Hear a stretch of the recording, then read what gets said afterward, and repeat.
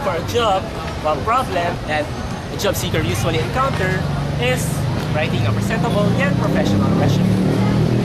That is why most of them spend a couple of hours or even days just to make a resume. So that is why today, this video resume is going to show you the proper and necessary steps in making a resume. Also, several pointers are provided which will help and aid the applicant.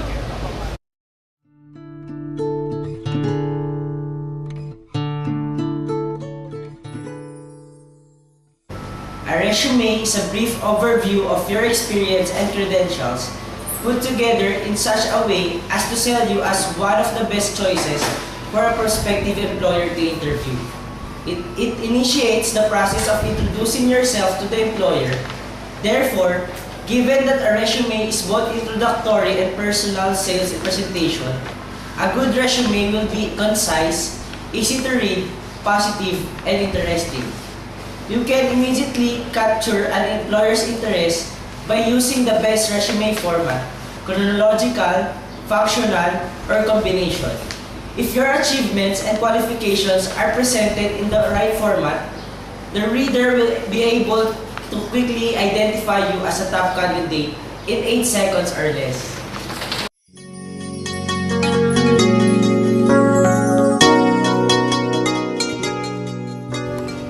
The heading on your resume consists of your name and contact information. Here are a few pointers to help you make the right impression with a potential employer. Your name. Your name is the most important piece of information in your resume. Therefore, it should be simply and easily. Consider putting your name in bold or making the font size a little larger than the rest of the text on the page.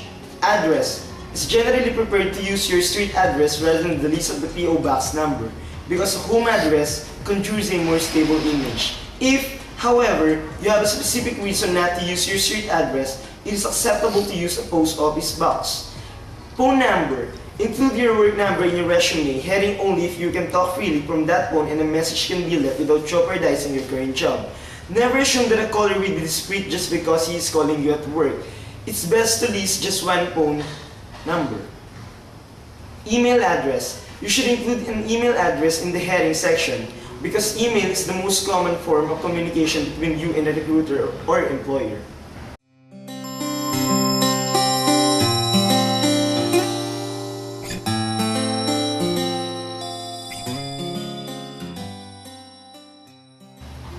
Your job objective statement should be as concise as possible.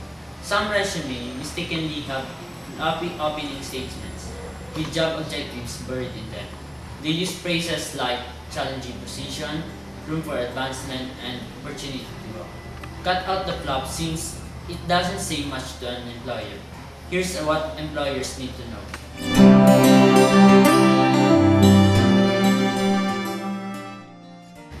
Job objective is the first thing in the resume after the heading. Starting your resume with a job objective section, you immediately tell your potential employer.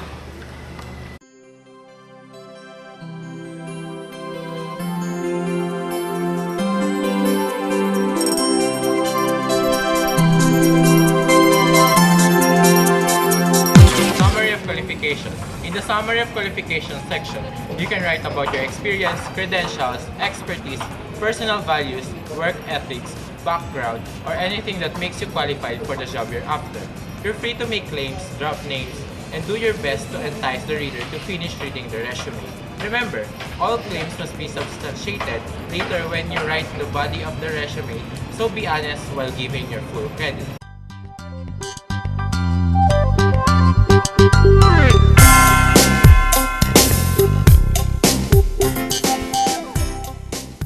One's work experience is the most meaningful part of a resume. It contains on what one actually did, to whom it applies, and its corresponding result. When creating a resume, one should list their jobs in reverse chronology, that is, most recent first. Second, use years when listing dates so that the employer can quickly grasp your employment timeline. Also, be concise in what you're implying and should observe parallelism and be in past tense form.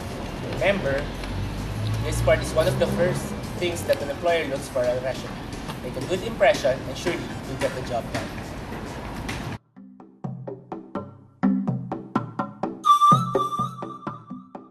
Education is important. Learn what to do if you have a relevant degree, an unrelated degree, a degree pending, or no degree at all.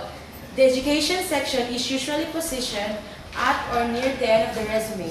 Here are some instances, however, when it is better to place it under the summary of qualifications near the beginning of the resume.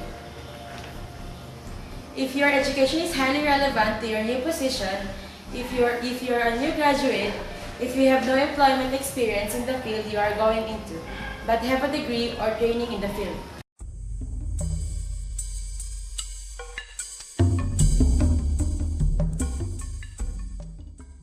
Sparkle the employer's interest right away by turning boring job descriptions into accomplishment statements on your resume. Most resumes are boring because they focus on job duties. True, the reader wants to know what you've done, but he or she is even more concerned with whether you can achieve results.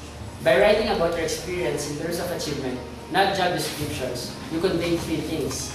1. You have the necessary experience or skills. 2. You're effective at this work or at using these skills. 3. You take pride in and enjoy your work. Your accomplishment statement will also instigate interesting conversation about your strengths during the interview. Here are some questions and examples to help you think of relevant achievements for your resume.